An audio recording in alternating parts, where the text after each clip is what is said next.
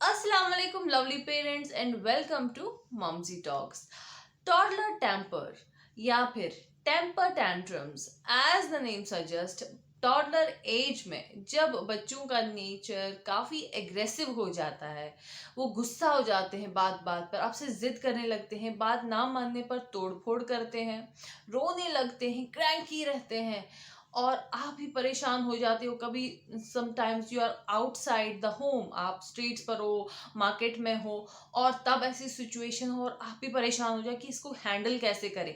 अगर आप भी ऐसी सिचुएशन से डील कर रहे हैं तो ये वीडियो आपके लिए है। वीडियो को एंड तक ज़रूर देखिएगा। आई होप मैं इस वीडियो के थ्रू आपकी कोई हेल्प कर सकूं। तो वीडियो स्टार्ट करने से पहले मेरी आपसे रिक्वेस्ट है कि इस चैनल को ज़रूर सब्सक्राइब करें ताकि पेरेंटिंग की और इंटरेस्टिंग वीडियोस मैं आपके लिए लेकर आऊं और आपको सुपर पेरेंट बनने में हेल्प कर सकूं। तो without any further delay let's start the video. Toddler tempers usually start at the age of 2.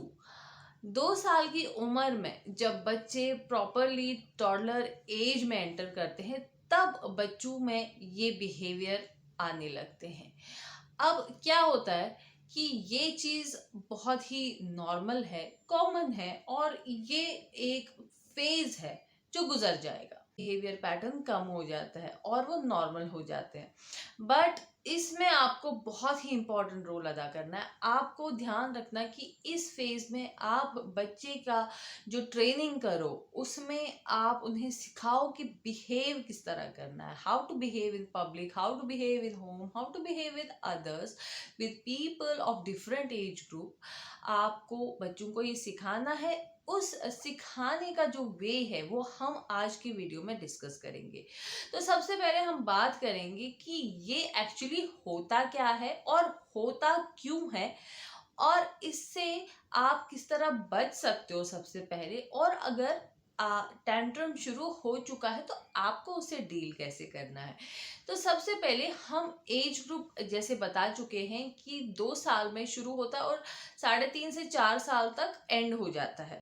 अब क्योंकि ये नॉर्मल है, इसमें घबराने की कोई बात नहीं है, क्योंकि ये एक ऐसी एज है जब बच्चे बात करना तो स्टार्ट कर देते हैं लेकिन कंप्लीटली अपने आप को एक्सप्रेस नहीं कर पाते हैं। They don't know how to behave, how to tell their feelings. So actually it's an outburst of emotions. मतलब इमोशन से भरे हुए बच्चे जो कुछ आपसे कन्वे करना चाहते हैं लेकिन उनको पूरी लैंग्वेज ही नहीं आती तो वो कैसे कहेंगे। वो कुछ और कहना चाहते हो और कुछ आप समझते हुए आप समझ नहीं पाते हो। तो एज अ रिजल्ट बच्चे एग्रेसिव हो जाते हैं या फिर कभी कभी बच्चे कुछ आपसे डिमांड करते हैं और आपको लगता है कि वो बच्चे के लिए सही नहीं है। जैसे मार्केट प्लेस में बच्चे जिद करते हैं कैंडीज के लिए, चॉकलेट्स के लिए, खिलौनों के लिए, ठीक है, और बार बार जिद करते हैं तो आप मना करोगे तो बच्चे वहीं पर जाकर रोना धोना स्टार्ट करते हैं। तो ऐसी सिचुएशन में बहुत कंफ्यूज होना और बहुत ही गुस्सा आना बहुत ही नॉर्मल है। लेकिन ऐसे सिचुएशन में आपको बहुत ही काम रहने की ज़रूरत है। Now that being said, it's very difficult, it's not always possible, but you have to first of all train yourself, then you can deal with the situation. तो अभी हम सबसे पहले जैसे बात कर रहे थे कि इसकी वजह है बच्चे अपने इमोशन को एक्सप्रेस नहीं कर पाते। इमोशन एक्सप्रेस करने के अलावा बच्चे अभी केपेबल नहीं है बहुत सारी चीज़ें खुद करने के लिए। जैसे वो अपने लिए कोई चीज़ ला नहीं सकते, खरीद नहीं सकते, बहुत सारी अपनी हेल्प नहीं कर सकते। जैसे they can't completely go to, sometimes maybe are not completely toilet trained, you know, they can't eat self feed themselves, ऐसे भी बेबीज होते हैं तो उनको आपकी हेल्प की ज़रूरत पड़ सकती है। तो ऐसे सिचुएशन में बच्चों को आपको ऐसे डील करना है कि आपकी बात भी रह जाए और बच्चे भी आउटबर्स्ट ना हो। तो ये हमें ले जाता है पार्ट 2 की तरफ, मतलब हम सबसे पहले इसको प्रिवेंट कैसे करें। देखिए, प्रिवेंट करने के लिए सबसे पहले आपको अपने बच्चे का पैटर्न जानना बहुत ज़रूरी है। मतलब आपका बच्चा कब गुस्सा होता है, किन किन चीज़ों पर गुस्सा होता है, और ज़्यादातर वो क्या चीज़ और किस टाइप की चीज़ डिमांड करता है। फॉर एग्ज़ाम्पल, हर बच्चा अलग है, ठीक है। हर बच्चे के साथ मैसेज आप किस तरह से कन्वे करेंगे वो डिफरेंट होता है। अब जैसे कुछ ऐसी सिचुएशन हो गई, आप बाहर गए हो और बच्चे ने आपसे खिलौना आपको जिद कर दिया, ये मुझे चाहिए, और अगर आपको लगता है कि you can get it for the baby, I mean it's in your budget, or you think it's not a waste, या बच्चे को इसे कोई नुकसान नहीं हो सकता है, मतलब you can give it to the baby, अगर आपको कोई इसमें नुकसान नहीं हो तो आप बच्चे को वो एक बारी तो दे दो, उसकी बात कभी कभी मान लो। मैं नहीं कहूँगी कि आप हमेशा बच्चे को के आगे सरेंडर हो जाओ, but you have to sometimes respect their feeling. उनको कुछ चाहिए वो उनको मिल जाए, ताकि उनको भी लगे कि हमारी बात मानी जा रही है।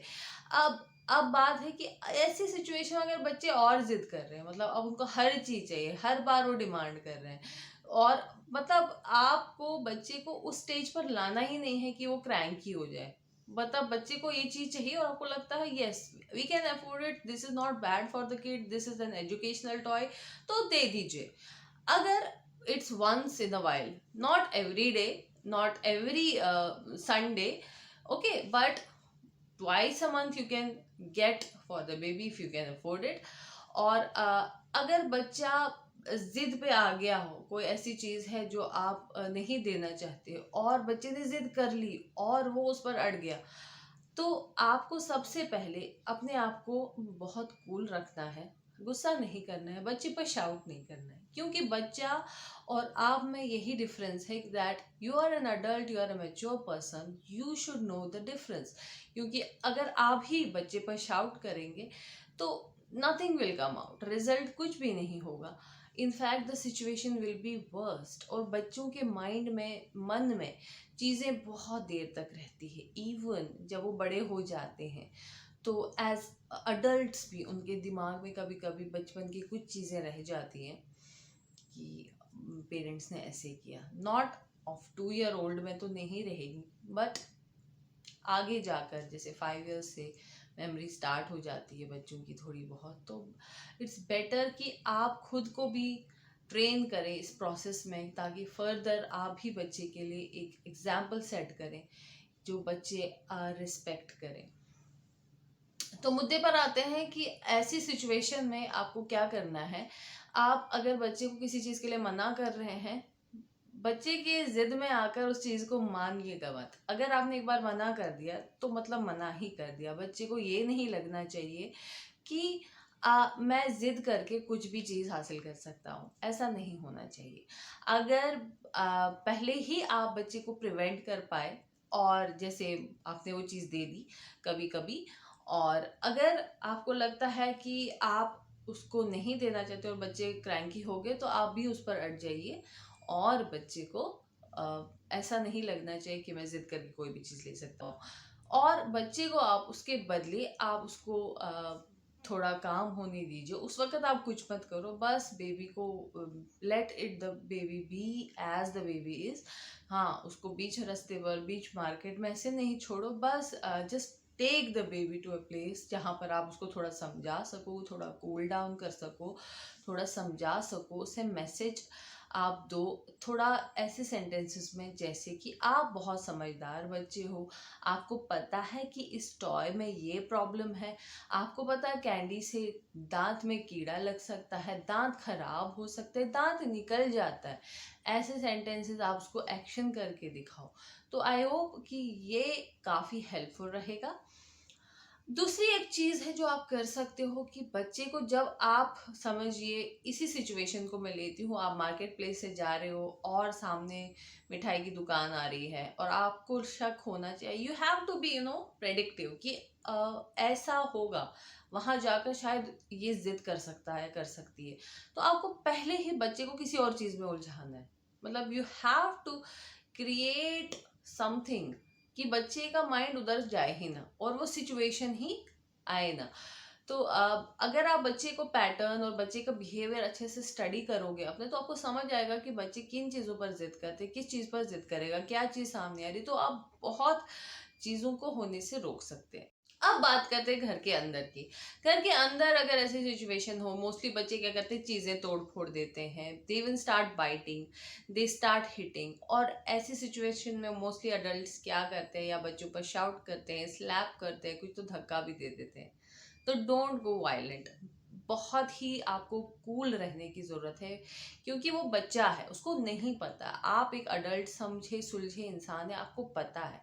तो अगर आपको लग रहा है कि आप अपना गुस्सा आप कंट्रोल नहीं कर पा रहे हो, कि मतलब मेरा बच्चा ऐसा हो रहा है, और आपको गुस्से में आकर आपको लगता है कि आप उसको हर्ट करोगे, तो इट्स बेटर कि आप क्या करो, जब बच्चा ऐसा बिहेव करे उससे थोड़ा दूर चले जाओ, आप दूसरे रूम में चले जाओ। बट मेक श्योर कि बच्चा जो है किसी और अडल्ट या किसी सेफ जगह पर है, जहाँ वो अपने आप को हर्ट ना करे।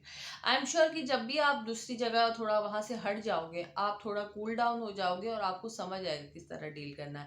And when you come back, you sit down, थोड़ा बच्चा भी काम हो गया होगा, उसके पास बैठकर उसे फिर वैसे ही समझाना है कि ऐसा नहीं करते बेटा, आपको पता है कि आप बहुत समझदार हो, you are very smart, you are very intelligent, you know things. आपको पता है आपने चीज़ अगर फेंकी तो यहाँ पर सब खराब हो जाएगा, आप खेल नहीं पाओगे, आपको चोट लग जाएगी, किसी और को चोट लग जाएगी, मम्मा को चोट लग जाएगी, आप इस तरह मारोगे, आप इस तरह हिट करोगे तो लगती है ना। आपको उसको क्लियर सेंटेंसेस में, शॉर्ट एंड क्लियर सेंटेंसेस में समझाना एक्शन के साथ, ताकि वो समझ पाए। एटलीस्ट बच्चा कुड गेट एन आइडिया कि व्हाट यू आर सेइंग। तो इस तरह से आपको बच्चे को थोड़ा सा उसका मूड ठीक करना है, और धीरे धीरे द चाइल्ड विल नो कि उसको बिहेव कैसे करना है। And when the child will start developing, and वो 3 साल 3.5 साल की एज में पहुंच जाएगा, तब थोड़ी स्पीच भी डेवलप हो गई होगी, then I am sure the kid will be able to understand things and express the feelings in a better way, in a more disciplined way. तो ये था आज का मेरा video on how to deal with temper tantrums या toddler tantrums पर। I hope कि आपके लिए कुछ ना कुछ हेल्पफुल रहा होगा मेरा आज का ये वीडियो। अगर मेरा वीडियो पसंद आया होगा तो प्लीज़ इसे लाइक करिए और चैनल को सब्सक्राइब करना ना भूलिए। मिलती हूँ आपके सामने बहुत ही जल्दी एक नया वीडियो लेकर, तब तक के लिए टेक केयर, बाय बाय।